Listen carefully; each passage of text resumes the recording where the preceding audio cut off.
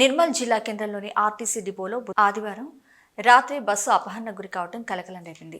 మహారాష్ట్ర చెందిన ఓ వ్యక్తి మద్యం మత్తులో ఆర్టీసీ డిపో గోడ దూకి అందులో ప్రవేశించాడు. ఏపీ 01Z0076 నంబర్ గల ఆర్టీసీ బస్సును గమనించిన సెక్యూరిటీ సిబ్బంది బస్సును వెంబడించడంతో సోఫీనగర్ వద్ద బస్సు ప్రమాదానికి గురికాగా సెక్యూరిటీ సిబ్బంది బస్సును స్వాధీనం చేసుకున్నారు.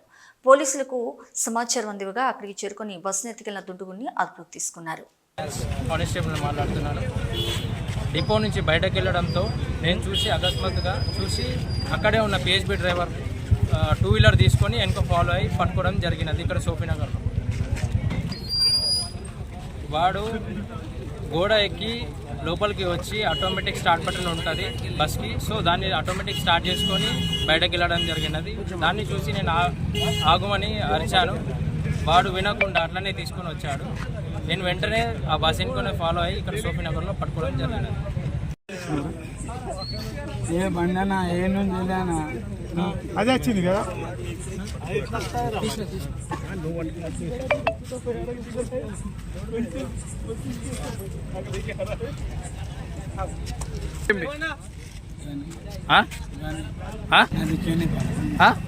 అది కేనియా బస్ ఎందుకు వచ్చినావు? అంతే. ఎందుకు తెచ్చినా అంటే సడన్ వచ్చింది. అది బస్సుని సడన్ నడుచుకుంటా అంటే రాలేదని కాదు, చేతి కిందకి వచ్చింది.